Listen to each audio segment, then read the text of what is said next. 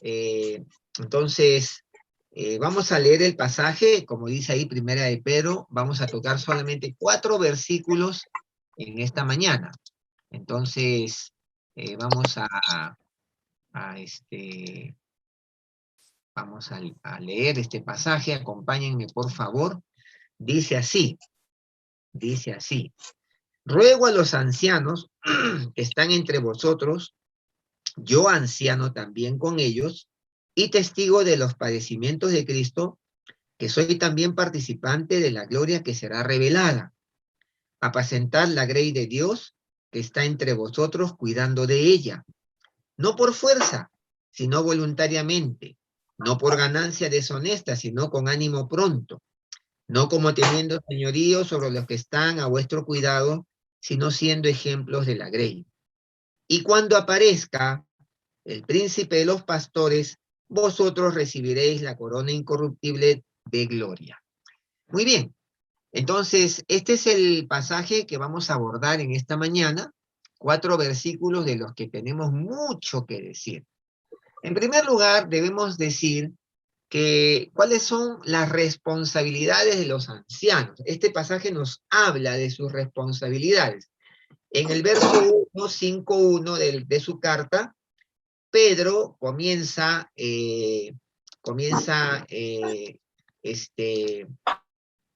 dirigiéndose a los ancianos que están, dice él, entre vosotros. Ahora, el término anciano es el término griego presbúteros, de donde viene la palabra presbíteros, ¿no?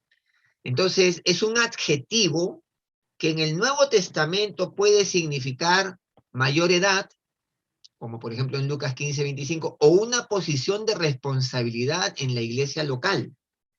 Caso Hechos 14:23, por ejemplo, si nosotros vamos a Hechos 14:23, vamos a notar justamente ahí que se hace mención, miren ahí, y constituyeron ancianos en cada iglesia y habiendo orado con ayunos, los encomendaron al Señor en quien habían creído.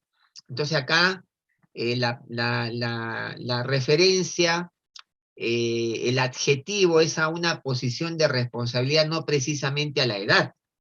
Ahora, el contexto siempre determina el uso de la palabra. Aquí el contexto apacentad, dice apacentar la grey de Dios, entonces, cuidando, en primera de Pedro 5, apacentar la grey de Dios que está entre vosotros, cuidando de ella. Entonces aquí se muestra la posición u oficio, ese es el sentido, no es la edad, no es que un anciano de años, un hombre ya mayor, no, acá el contexto está relacionado al oficio, a la posición, de responsabilidad que se le da en determinada iglesia local. Ahora, es importante entonces entender esto, la responsabilidad de los que llevan adelante el cuidado de los creyentes. Ahora, usted me podrá decir, entonces, este es un pasaje dirigido a los pastores. No, porque los pastores no solamente son los que tienen el oficio, el cargo. Pastores en la iglesia hay cualquier cantidad. Por ejemplo, los tutores de célula hacen tarea pastoral, cuidan la grey de Dios, por encargo del pastor titular de la iglesia, que le encarga a los pastores de zonas, y los pastores de zonas trabajan con su liderazgo, con sus macros, y así llegan al último creyente recién convertido, nuevecito en la fe, y así es como el pastor titular llega hasta el último creyente de la iglesia. Entonces, muchos cumplimos esta tarea pastoral. Este pasaje está referido y va enfocado a todos aquellos que hacen esto, apacentar, y dice, cuidando, ¿no? Cuidando la grey. Entonces, es importante tener esto en cuenta. A los hombres, está referido a los hombres que llenan este puesto, se les llama en el Nuevo Testamento también obispos y pastores. O sea, ahí el tema va por otro lado. Ahí los obispos son los que son los llamados a este oficio. Ahora, no son, por decir, cuando nosotros decimos que el anciano, el obispo y los pastores no son tres oficios distintos, sino son tres descripciones del mismo oficio, recalcando así sus diversos trabajos y responsabilidades. Quiero que entendamos esto, porque uno puede decir, ya, el anciano es una cosa, el obispo es otro y el pastor es otro. No, en realidad no son tres oficios distintos. Son tres descripciones del mismo oficio. Y entonces recalcando así sus diversos trabajos y responsabilidades.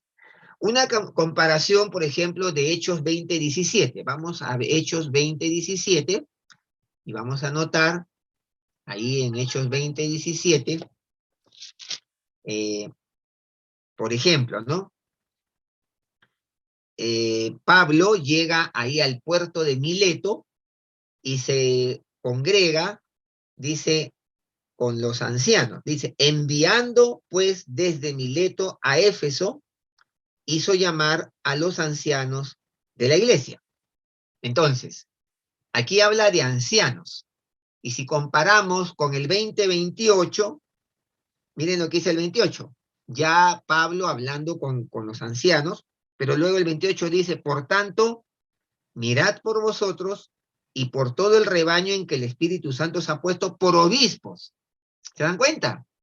Ya no solamente es el anciano, sino que ahora pone obispos. Y dice, para apacentar. Ahora, los pone por obispos, pero antes dice, mirad por vosotros y por todo el rebaño, en que el Espíritu se ha puesto por obispos, para, ¿con qué propósito? Apacentar. Ahora, ilustra cómo los tres términos se aplican a la misma posición. El hecho de que hay que apacentar, que hay que, el rebaño, entonces, obispos, ancianos, es el mismo oficio con recalcando diversos trabajos y responsabilidades. Ahora, vamos a analizar esto. El término anciano, miren, recalca su madurez de experiencia espiritual. Eso dice el comentarista Bain. El término anciano recalca su madurez de experiencia espiritual. El término obispo, episcopos, que de donde viene la palabra obispo, literalmente quiere decir supervisor e indica la naturaleza de su actividad. Miren, mientras que el anciano es un hombre que tiene madurez espiritual, experiencia espiritual, el obispo es el que supervisa. Esa es la naturaleza de su actividad. Y el término pastor, poimen, como la figura bien señala, indica un cuidado tierno y supervisión llena de atención. O sea, lo que hace el pastor de ovejas, que va contando las ovejas, que las cuida, las alimenta. Entonces, esto es interesante mirarlo. Ahora, la disposición divina que se ve en el Nuevo Testamento era que se debía señalar una pluralidad de ellos en cada iglesia. O sea, que en la iglesia debe haber ancianos, obispos y pastores. Esa es un poquito la idea que se ve en el Nuevo Testamento como una disposición divina. Entonces debe haber una pluralidad en la iglesia. Y estos eran designados en base de la evidencia que daban de cumplir las cualificaciones que Dios había dispuesto. ¿Qué son las cualificaciones? Las cualidades de cada uno, los dones de cada uno. Entonces, se designaba a esas tareas dependiendo de las cualidades de cada quien. Entonces, esto es importante porque uno puede leer este pasaje de Pedro y pensar que yo no estoy incorporado en este tema, porque como yo no soy pastor o yo no estoy dentro del grupo del oficio, entonces no me corresponde. No, aquí no hay tal cosa, porque si nosotros apacentamos personas, cuidamos la grey, de alguna forma, como tutor, como consejero, como asistente de tutor, o simplemente como creyente que empieza a seguir a alguien al lado y lo vas formando, está haciendo la tarea del cuidado, de la supervisión, de la atención pastoral o en todo caso de apacentamiento. ¿Ok? Entonces, es importante, por ejemplo, si nosotros vemos Tito 1:6, vamos a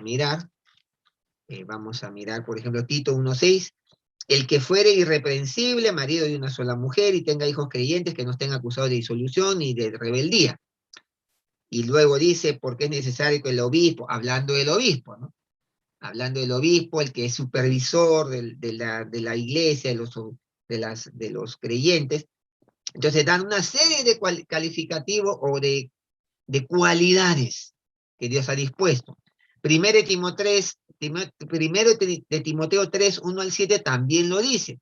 Y si ustedes vuelven a Primera de Pedro 5:2, también ahí hay cualidades que debe tener el anciano, el obispo, el pastor. Entonces dice, apacentar la grey de Dios que está entre vosotros, miren, cuidando de ella, no por fuerza, sino voluntariamente, no por ganancia deshonesta, sino con ánimo pronto. Entonces, esta es una forma de introducir el tema que está hablando Pedro aquí. Entonces, vamos ahora a las bases de la exhortación. ¿En dónde está la base del por qué Pedro nos llama a nos alienta? Porque la palabra exhortación, muchas veces uno dice, me están exhortando, me están reprendiendo. No, la exhortación no tiene que ver con reprensión. La exhortación es el dar ánimo, el animar, el estimular a los creyentes. Y lo que hace aquí Pedro es estimular a los que estaban haciendo la tarea de apacentar la grey de Dios de diferentes formas a hacerlo de la manera correcta. Ahora, Pedro empieza con sus antecedentes que le califican para exhortar, animar, estimular a los ancianos de la iglesia. Esto es bien importante. Con sus antecedentes. Miren, verso 1. Ruego a los ancianos que están entre vosotros, yo anciano también con ellos, y testigo de los padecimientos de Cristo, que soy también participante de la gloria que será revelada. Miren, él empieza con sus antecedentes. Yo, también anciano. Ahora, aparte de ser apóstol, que lo menciona en el capítulo 1, verso 1, y escritor inspirado, son dos los que Pedro menciona aquí. Entonces, esto es bien importante entenderlo, porque él, la base de su exhortación está basada en eso, en el hecho de que él también es anciano, que también ha tenido participación en los padecimientos. Entonces, por ejemplo, Pedro menciona aquí, primero, que era anciano también con ellos. Ahí está, la primera base de su exhortación. Y él se identifica con sus lectores. Pedro hace que esta exhortación sea más personal. Ruego a los ancianos que están entre vosotros. Yo anciano también con ellos. Se identifica, ¿eh? Por si acaso yo soy igual que usted. Yo también estoy en este mismo saco. Esta exhortación, este ánimo, este estímulo, también es para mí. En segundo lugar, Pedro era testigo de los padecimientos de Cristo. Dice ahí, ¿no? Que yo también participé de la gloria, perdón, soy testigo de los padecimientos de Cristo. Ahora, miren hermanos, algunos creen que hay contradicción en estas palabras de Pedro, pues según Mateo 26:56, miren lo que dice Mateo 26:56. Miren, Mateo 26:56 dice, mas todo esto sucede para que se cumplan las escrituras de los profetas. Entonces todos los discípulos dejándole huyeron. Ahora, algunos creen, los críticos, que hay una contradicción en estas palabras de Pedro, porque Pedro dice, yo anciano también con ellos y testigo de los padecimientos de Cristo, pero Mateo 26, 56 dice que todos los discípulos de Jesús dejándolo huyeron. Y entonces, según este pasaje, y también según Lucas 23, 49, que dice lo siguiente, ¿no? Lucas 26, 49, miren lo que dice. Lucas también lo registra, ¿no? 23, 49, miren lo que dice. Pero todos sus conocidos y las mujeres que le habían seguido desde Galilea estaban lejos mirando estas cosas. O sea, como diciendo que Pedro no estuvo presente en la crucifixión misma. Ahora, hermanos, sin embargo, Pedro sí estuvo presente para ver mucho de los padecimientos de Cristo. Él fue testigo, testigo de las afrentas que recibió, testigo del rechazo de los fariseos, testigo de los autoridades religiosas que inclusive lo condenaron a muerte. Entonces sí, sí fue testigo también. Miren, Lucas 22, 28, ¿no? Dice ahí, a ver, ahí está. Pero vosotros sois los que habéis permanecido conmigo en mis pruebas. Está hablando Jesús. Jesús lo confirma. Entonces, no es tan cierto que, bueno, él no estuvo en la crucifixión misma, quizás, pero sí estuvo presente para ver mucho las aflicciones de nuestro Señor Jesucristo. Ahora, por ser Pedro testigo ocular, puede hablar con sentimiento, conocimiento y entendimiento de lo que el sufrimiento supone. Él por eso habla en esta carta del sufrimiento, de lo importante de cómo enfrentar las afrentas, el sufrimiento que como cristianos muchas veces vamos a tener por ser creyentes. Entonces, esa es la segunda base sobre la cual Pedro estimula a estos que apacientan la grey, sea cualquiera la posición dentro del cuerpo de Cristo. Ahora, otra base de la cual Pedro exhorta es que dice, soy también participante de la gloria que será revelada. Miren, si ustedes van a Colosenses 3:4, dice Pablo, cuando Cristo vuestra vida se manifieste, entonces vosotros también seréis manifestados con él en gloria. Entonces, aquí habla de la condición gloriosa del cristiano en el regreso de Jesucristo. Porque Pablo está diciendo, cuando Cristo vuestra vida se manifieste, entonces vosotros también seréis manifestados con él en gloria. Pedro lo dice, es que soy también participante de la gloria que será revelada. Ahora, en este versículo, Pedro ha aplicado 3 frases a sí mismo. Miren, en el versículo 1, ha hablado, dice, anciano también, 1. Segundo, testigo de los padecimientos de Cristo. Tercero, participante de la gloria que será revelada. Por medio de estas frases, Pedro se identifica con ellos en sus problemas y en los asuntos que les enfrentan como ancianos. Miren, es muy lindo esto. Es muy lindo. Porque, hermanos queridos, permítanme decirles algo. Esto es muy lindo porque en realidad Pedro no habla desde la posición de un balcón, ¿no? Allá están ustedes, yo estoy acá arriba. No, Pedro baja al llano y se identifica con quienes estamos en esta tarea, en cualquier nivel, de apacentar la grey, de cuidar de ella, de cuidar al hermano más tierno en la fe, de cuidar del que está enfermo, que ha caído. Y él se identifica. Y entonces se identifica en sus problemas, en los asuntos que les enfrentan como ancianos, se identifica con su sufrimiento. Hermano querido, tal vez tú eres tutor, y ser tutor a veces no te genera tantos réditos porque estás ahí sufriendo, la gente no va, no se conecta, se cae, tú lo levantas y estás ahí detrás. Y a veces uno dice, ay, si me entendieran. Pero Pedro al decirte lo que te está diciendo, te está identificando contigo. Yo te entiendo, porque yo también lo vivo, lo enfrenté, y en la vida que él está todavía vivo aquí, se lo está diciendo a sus lectores. Se identifica con esas penurias. Sabe de primera mano el sufrimiento, o sea, no es alguien que está en un balcón.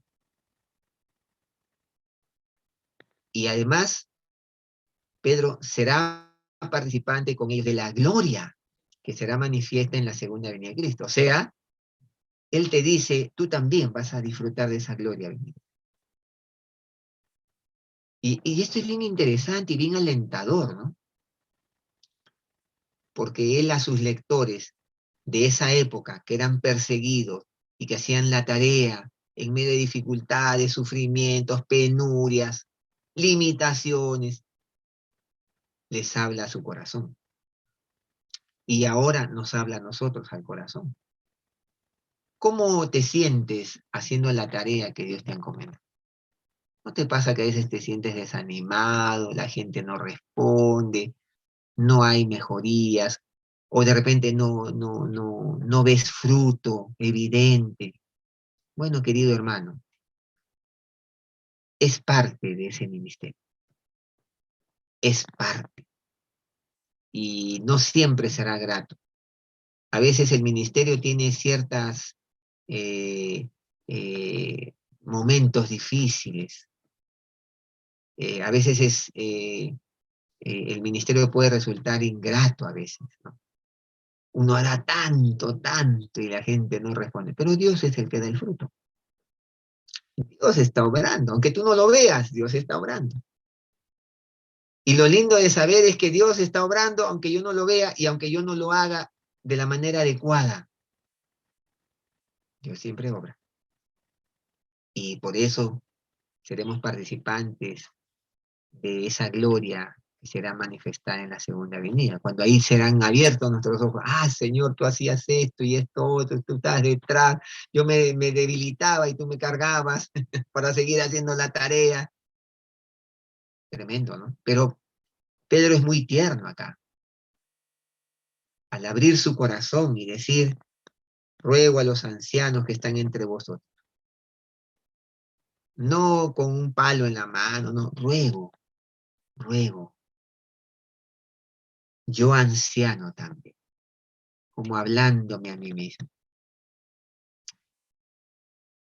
Y testigo de los padecimientos de Cristo. Como diciéndote, testigo de lo que también tú sufres. Que soy también participante en la gloria que será revelada. Y esa gloria también se te será revelada. Eso es lo que Pedro está diciendo. Palabras de aliento, pero también de estímulo.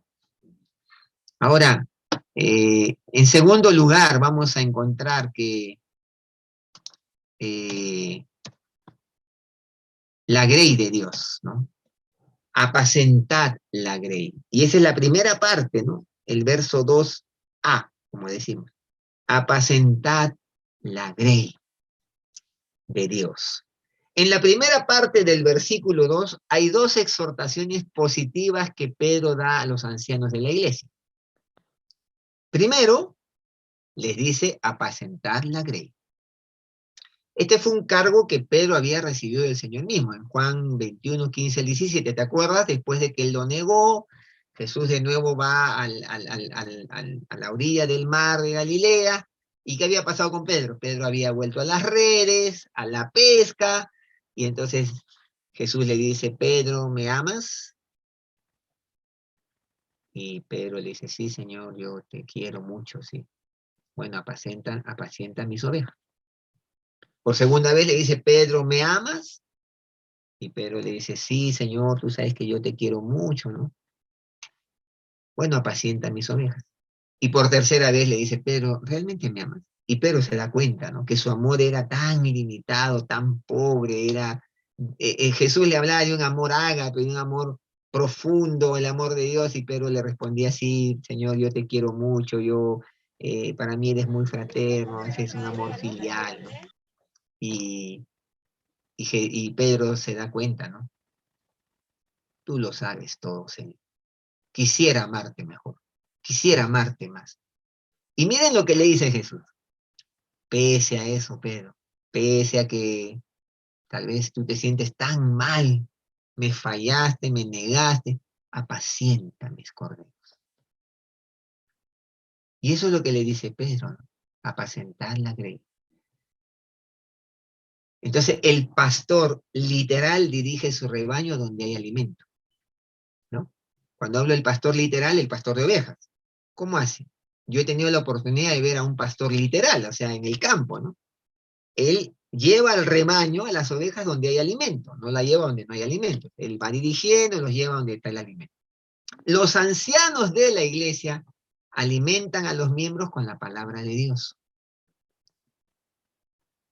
Por esto mismo el anciano, obispo, tiene que ser apto para enseñar.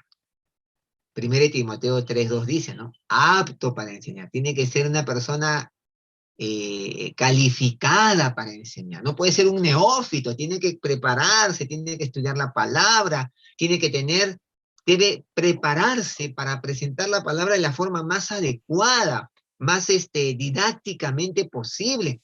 ¿Por qué? Porque sus ovejas pueden ser ovejas muy tiernas, que no entienden ciertos términos. A veces, hermanos, no con el ánimo de criticar, sino con el ánimo de aprender. Sucede que algunos hermanos tienen grupos y usan términos demasiado teológicos, demasiado profundos, y los hermanos los miran, ¿no? Y es así como nos ha pasado a todos cuando vamos al médico, ¿no? Y el médico da un diagnóstico: bueno, usted tiene una isquemia en la garganta. Y uno dice: ah, sí, sí, ya, ok. Y sale más perdido que cuy de tómbola. ¿Qué será isquemia? ¿Qué será esto? Así hablan los médicos. Y a veces los creyentes reciben de sus ancianos, de sus obispos, de sus pastores, lenguaje que no entienden. Y eso es algo que necesitamos cuidar, ¿no? De ser aptos para enseñar, ser didácticos, ser sencillos. Hermanos queridos, si tú eres un tutor de célula, trata de enseñarle a un niño. Y si tú logras llegar a un niño, llegas al adulto, al mayor, al más encumbrado teólogo y al más encumbrado científico. Y entonces, apto para enseñar. Retenedor de la palabra. ¿Qué significa retenedor de la palabra? Que la aplica, ¿no? No alguien que habla para afuera y nada más, ¿no? Que aplica, que retiene, que vive la palabra. Y como dice Pablo, para que también pueda exhortar con sana enseñanza, ¿no? ¿Cómo un creyente tiene autoridad para enseñar la palabra? Viviéndola, viviéndola. Y quien vive la palabra nunca vendrá con imposiciones, se va a ver a sí mismo, va a decir: ah, yo estoy igual que ustedes, yo también necesito esto para ustedes. Puede tener muchos años en la fe, pero su corazón será siempre humilde, porque la palabra nos humilla, la palabra nos confronta. Entonces, eh, los ancianos de la iglesia alimentan a los miembros con la palabra de Dios. Y por eso el anciano tiene que ser apto para enseñar, retenedor de la palabra, y que puede enseñar con autoridad, sana enseñanza, sana doctrina. Ahora, otro aspecto importante, por ejemplo, el pastor literal. Cuando yo hablo del pastor literal, piensen en las ovejitas, ¿no? En el campo, ¿no? El pastor literal protege a las ovejas. Tiene su vara y su cayado. Y yo siempre pregunto, ¿para qué sirve el cayado? A ver, ¿quién me contesta? ¿Para qué sirve el cayado? ¿Saben, no? La vara y el cayado, ¿no? Ya, ¿para qué Para sirve el infundir, callado? para infundir aliento. No, no, no. El Para pastor jalar, literal, jalar, literal. el callado es para empujarlas, para guiarlas, ¿no? El camino, para que no Ok, se salgan del camino. el callado tiene una curva, ¿no? Una Ajá, Para curva. Ah, jalarlos, para que Para no se traerlos de desvíe del vuelta, camino. para Exacto. Tiene el traerlos de el vuelta. objetivo de camino, ¿qué guiar, dije? de cuidar, de que no sacarla se del vayan del zarzal, camino. ¿no? Cuando se Traerlas. va, la saca, la agarra del cuello y la jala. O sea, Ajá. tiene un sentido muy bonito, porque el callado tiene así, es curvo, ¿no? Es como un bastón, ¿no? Entonces el callado tiene el propósito de sacarlo de problemas, de animarlo, y ya. Eso hace el pastor literal. ¿Y la vara para qué sirve? A ver, contesten. ¿Para qué sirve la vara? Para disciplinar a la oveja. Para obedecer, Disciplinarla, ¿o no? para que No sé, obedezcan. Ojalá no Para caiga dirigirlos, ojalá no para caiga en sus manos, dirigirlos. hermanos. No, mis hermanos, la vara no es para darle a la oveja, por ¿No es para favor. corregir? Al lobo, ¿De al qué? lobo. La Es para vara es para orientar. Para darle al dirigir. lobo, para defender a la oveja. Ya no lo voy a usar. Hermano, ojalá no caiga en sus manos. Me van a dar de palazos. Sí, hermanos. El callado, miren cómo es, hermano, es tan lindo esto. Miren. El callado es para sacar a la oveja de sus problemas, ¿no? La jala del cuello, la guía, la orienta. Y la vara no es para pegarle, no es, le voy a dar duro a la oveja. No, hermano. La vara fue puesta para el lobo, para defender a la oveja. Qué distinto. A veces tenemos ese concepto. Ah, no, yo le voy a dar, pero con palo a la oveja. Cuidado, la oveja es del Señor, no es nuestra. Cuidado, ¿no? Más bien agarremos a palazos al diablo, al enemigo, al lobo, a ese tengo que agarrar a palazos. Para eso es la vara. Así que, ojo, pestaña y ceja, no vaya a caer, dice, terrible cosa es caer en manos de algunos hermanos. Que Dios nos bendiga. Tenemos que aprender, hermanos, eso, porque el Señor son sus ovejas de Él, no son nuestras. No vayamos a agarrar a palazos a la oveja. No, con amor, siempre con amor. Ahora, el pastor literal protege a las ovejas. Las protege, miren, las protege. Y si en algún momento hace, es por protección de ellas. Los pastores de la iglesia, los obispos, los ancianos, los líderes, los tutores de célula, el consejero, la protegen de lobos rapaces, ¿no? Hombres que hablen cosas perversas para arrastrar tras sí a los discípulos. Eso es lo que tenemos que hacer, hermano. Defender a nuestro rebaño. Defender a nuestro rebaño. A nuestro hermano tiernecito en la fe, de repente le hablaste del Señor a alguien, a él se lo estás criando, ahí lo está, esa es tu labor pastoral. Lo tienes que cuidar del lobo que viene a tratar de quitar lo que Dios le ha puesto en su corazón. El pastor literal, otra vez, ¿no? El pastor de ovejas con sus ovejitas en el campo. Conduce a su rebaño, tanto a los pastos, como también de vuelta al redil. O sea, ustedes saben cómo hace el pastor de ovejas, es bien interesante, bien lindo esto. El pastor literal saca las ovejas al campo, ¿no? Las hace pastar, ahí pastan ahí en la grama, las ovejas comen aquí y allá, y luego, yo no sé cuántos han visto esto, pero es tremendo. El redil, donde las ovejas duermen, tiene una puerta por donde solo entra una oveja. Exactito. Entonces, tiene como un canalito ahí, y por ahí entra la oveja, y el pastor las empieza a contar, una por una. O sea, no entran en mancha, pues no entran así como una manifestación, no, no, entran por una puerta donde la oveja entra exacto. ¿Por qué? Porque el pastor las tiene que contar.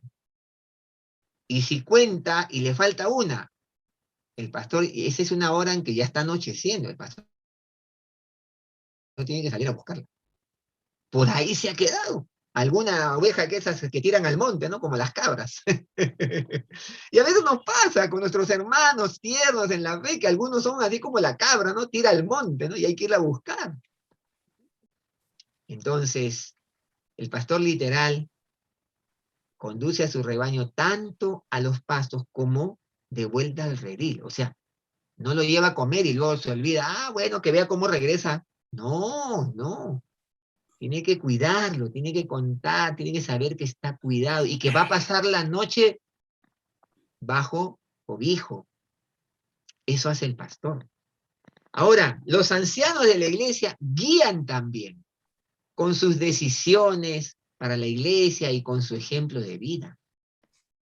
Así es, hermanos. Los ancianos de la iglesia, los pastores, los líderes, los tutores, tú, mi hermano, que haces una tarea de repente que nadie ve con alguien, es eso. Les guías con tus decisiones en el Señor para que seas ejemplo de vida de Él. Y esto es muy interesante. Ahora, la segunda exhortación de Pedro aquí, que encontramos, es justamente cuidando de ella. Dice, apacentad la grey de Dios que está entre vosotros, cuidando de ella. Y esto complementa la primera. Y literalmente el verbo significa supervisar. Cuidar es supervisar, vigilar, velar por el rebaño. Son traducciones correctas. Dice, entonces, apacentad la grey de Dios que está entre vosotros, supervisando de ella, vigilando de ella, velando por el rebaño. Eso es lo que quiere decir. Esa es la traducción literal.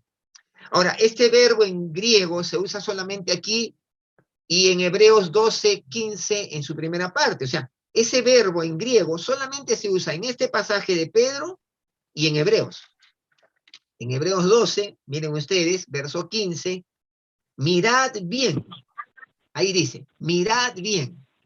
No sea que alguno deje alcanzar la gracia de Dios. O sea, en otras palabras, supervisen bien, vigilen bien, velen bien.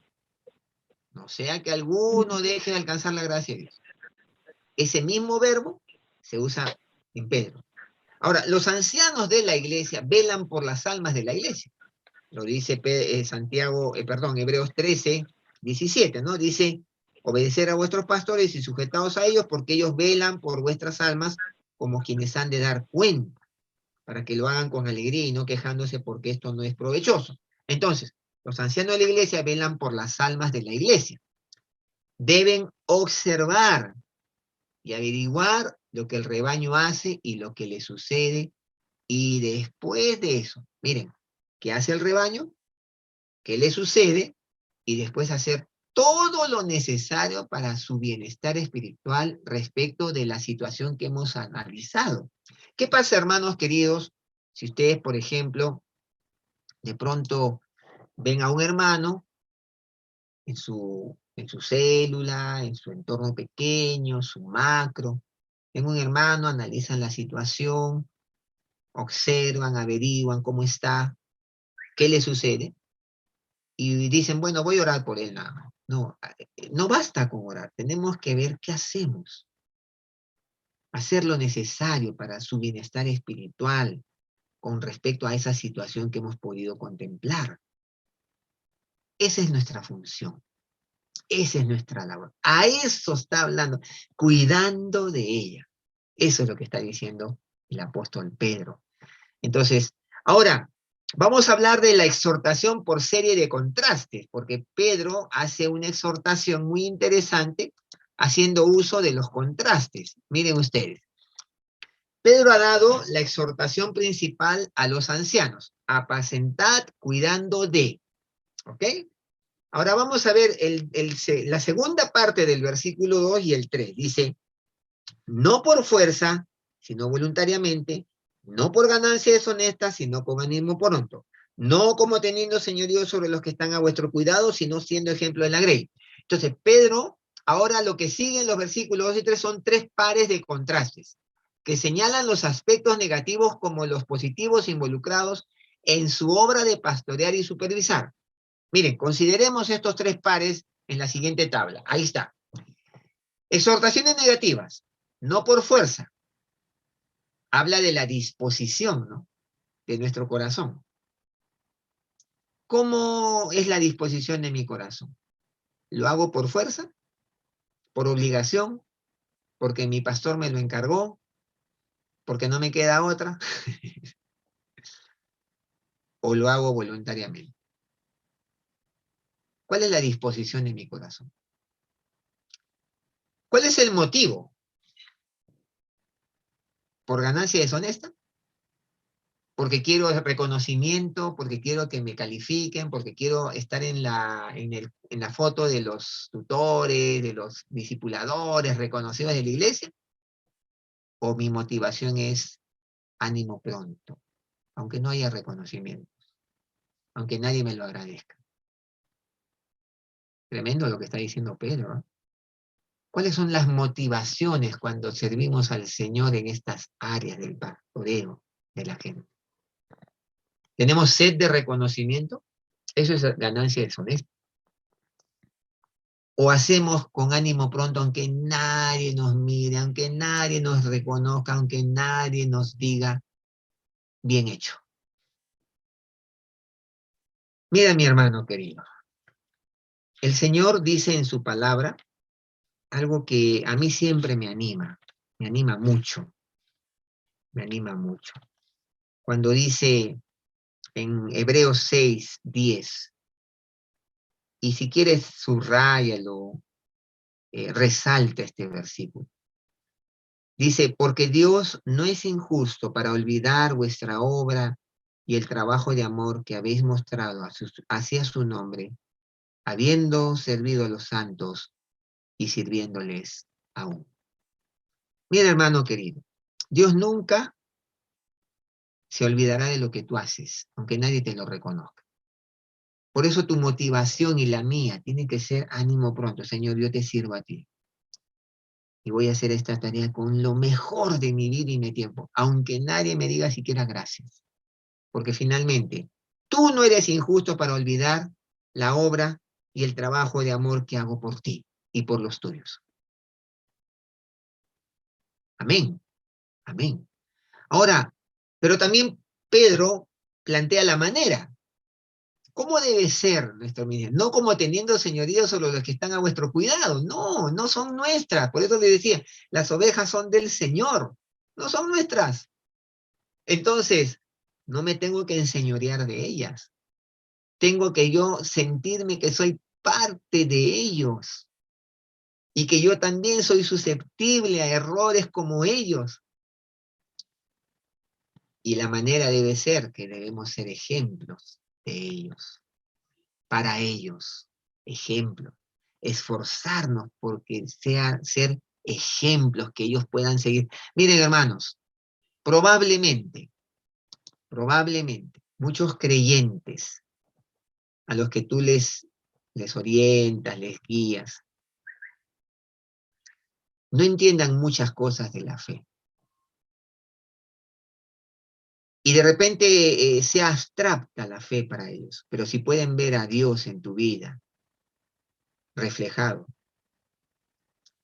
van a entender al Señor mejor que nada, mejor que con tanta teología. Si ven en ti el carácter de Cristo, se les hará más fácil amar al Señor. Ejemplos de la fe, ejemplos a la grey. Tremendo, ¿no? Como Pedro nos lleva a esto, ¿no? Y yo creo que esto nos debe de animar, ¿no? Animar. Y finalmente lo que sigue es una explicación, ¿no? Ya lo hemos visto. Dice el primer par de contrastes, no por fuerza, habla de la disposición. El asumir esta obra debe originarse en el hombre mismo. El primer requisito es si alguno anhela, obispado buena obra desea. Uno no debe ser forzado a llegar a ser anciano, no debe asumir la obra por compulsión por parte de los hermanos, no. Tiene que ser algo voluntario. El segundo par de contrastes recalca el motivo, ganancia deshonesta, puede referirse a dinero, poder, vanagloria, posición, reputación u otras ganancias bajas o vergonzosas. Entonces, ningún hombre debe procurar ser anciano en la iglesia por el poder de controlar a otros, o la gloria de ser superior. No, tenemos que tener cuidado. Y el tercer par habla de la manera de cumplir el trabajo, no como teniendo, Señor, sino siendo ejemplos, y ya lo hemos visto, ¿no? Ahora, ¿cuál es la recompensa? Miren el verso 4. Y cuando aparezca el príncipe de los pastores, vosotros recibiréis la corona incorruptible de gloria. Aquí el príncipe de los pastores se refiere ¿a quién? A nuestro amado Señor Jesucristo. Entonces, Él es el príncipe de los pastores. Los pastores, ancianos, obispos de una iglesia local, sirven bajo Cristo como el jefe de los pastores. Nosotros, hermanos queridos, nuestro jefe es el Señor Jesucristo. Y desde ahí, para todos los que hacemos la tarea pastoral, sea grande, pequeña, reconocida o no reconocida, nuestro jefe es el Señor Jesucristo. Él nos mira. Por eso Él nunca se olvida de la obra de amor que tú haces por Él. Nunca, nunca, nunca. Aunque nadie te reconozca. Ahora, la consideración de esta verdad debe guardar al anciano de la iglesia de enseñorearse el rebaño, porque ¿quién es Cristo? Apacienta su rebaño por su palabra. O sea, Él mira, ¿no? El gran drama es que cuando uno quiere apoderarse de los creyentes, quiere apoderarse de la vida de la gente, y hermanos, son del Señor, y el Señor nos va a sacar la cabeza. Porque Él dice, cuando aparezca el príncipe de los pastores, porque un día aparecerá, y nos tomará cuenta. Nos tomará cuenta. Entonces, en vez de buscar ganancia deshonesta, el anciano le dice de buscar la corona incorruptible de gloria. Ahí está la base, ¿no? Nosotros debemos buscar la corona incorruptible de gloria. ¿Qué quiere decir eso? El premio, el reconocimiento de nuestro Señor. A veces, hermanos queridos, nosotros, es natural, somos seres humanos, o sea, acá no nos vamos a leer las manos entre gitanos. Somos así, nuestra naturaleza humana es así, nos gusta el reconocimiento, nos gustan que nos digan, oye, qué bien, gracias, y está bien, o sea, no está mal. El problema es cuando eso es algo que nos gobierna, ¿no? La sed de reconocimiento. Ahora, debemos buscar el reconocimiento del Señor. Ese debe ser nuestro más caro anhelo. Que el Señor nos diga, bien, buen siervo y fiel. Sobre poco has sido fiel, sobre mucho te pondré.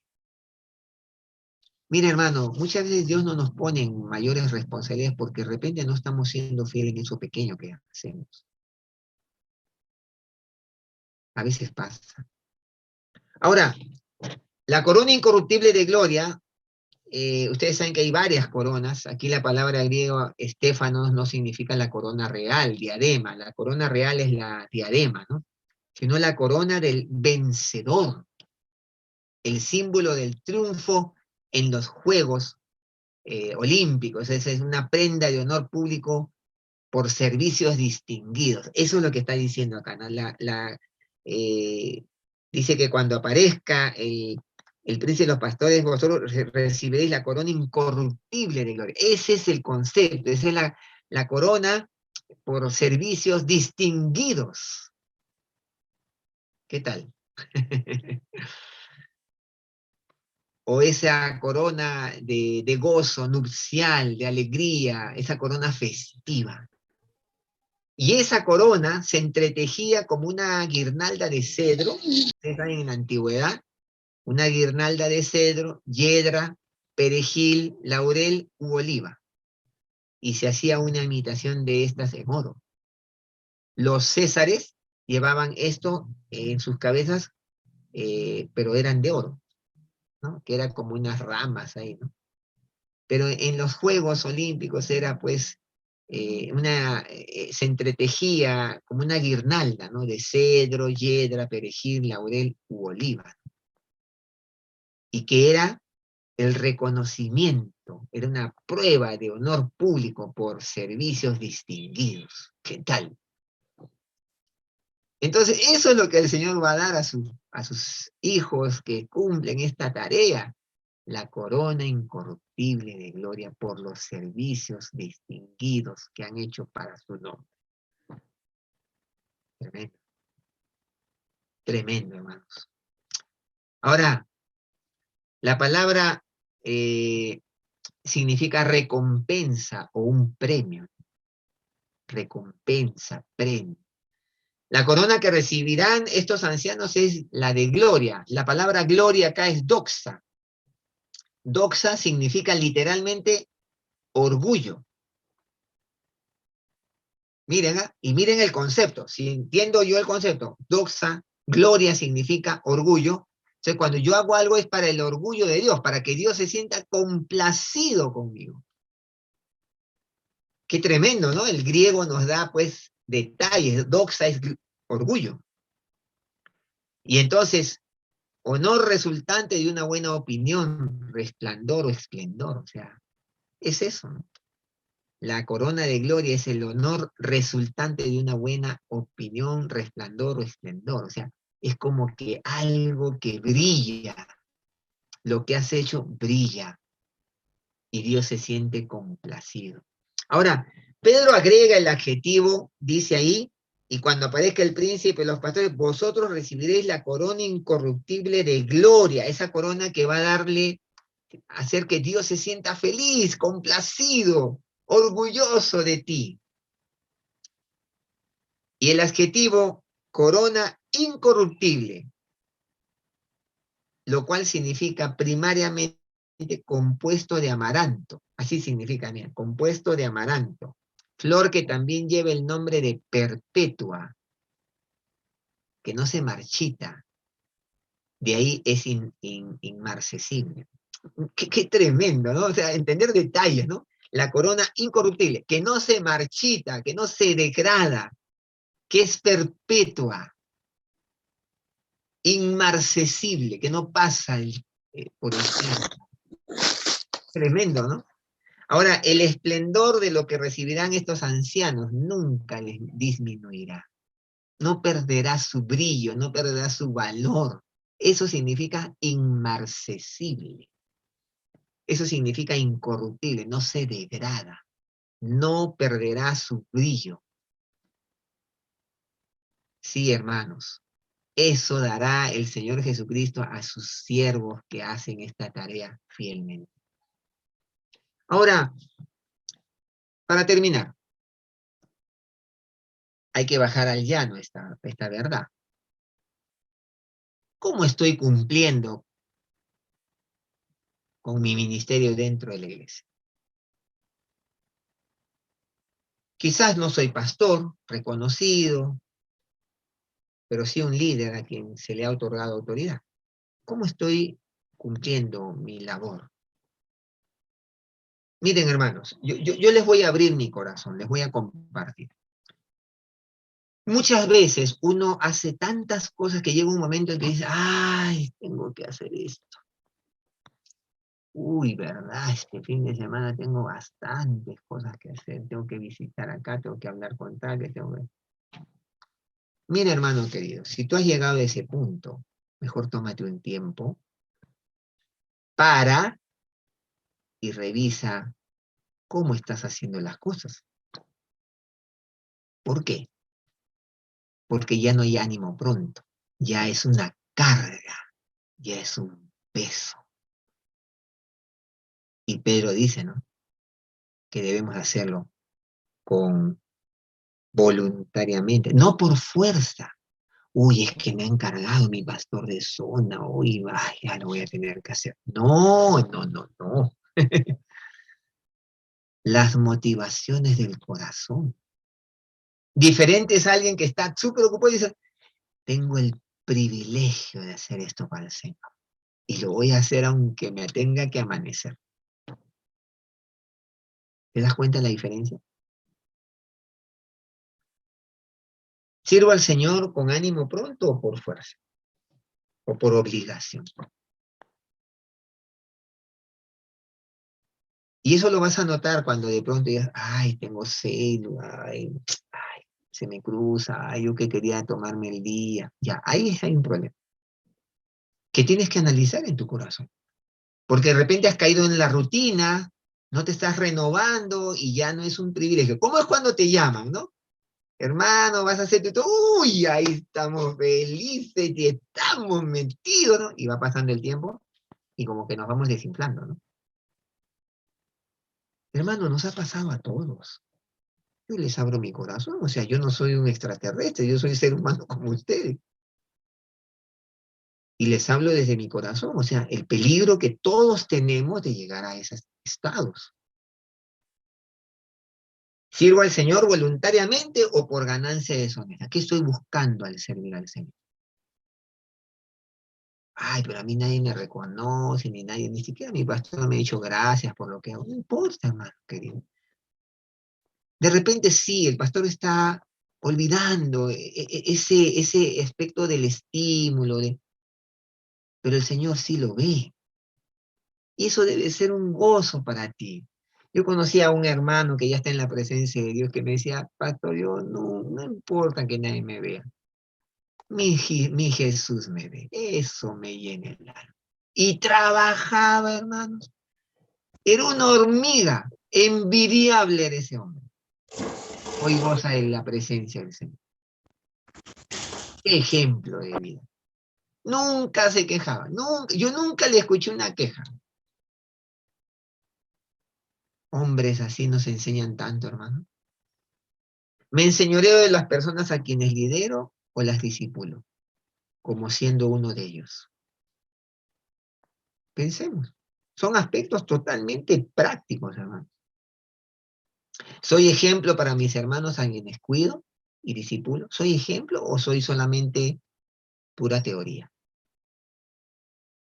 ¿O mi vida es un ejemplo, una inspiración para ellos?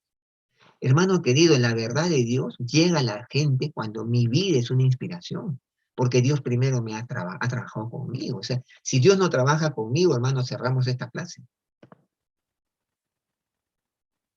Es nuestra oración que Dios trabaje primero en mi corazón. Yo me preguntaba todo esto y le decía, Señor, ¿cómo estoy yo? Y reconocer, ¿no? He caído en estas cosas, Señor. Me identifico con las necesidades y vivencias de mis ovejas o miembros de célula o de los que están bajo mi cuidado. ¿Me identifico o soy un ente ajeno? ¿O soy un profesional que llega, hace su trabajo y se va? Que Dios nos ayude, hermano. Que el Señor nos bendiga, nos conceda la gracia necesaria para hacer el ministerio que Dios nos ha dado. Por pequeñito que sea, no importa. Estamos sirviendo al Rey de Reyes y Señor de Señores. ¡Qué privilegio! Ahí en el ejército del Señor. Pero yo soy cabo, no importa. Ahí está el soldadito. Quizás algún día Dios me ponga de coronel. ¿Quién lo sabe? Y él dice, ¿no? Bien, buen siervo y fiel. Sobre poco has sido fiel. Sobre mucho te pondré.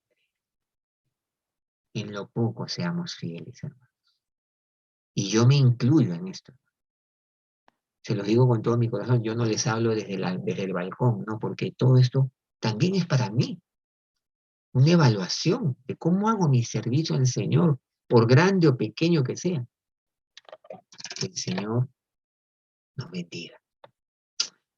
Y vamos a orar, vamos a orar. Vamos a orar en grupos, ¿ya? Vamos a ir a grupos, como siempre.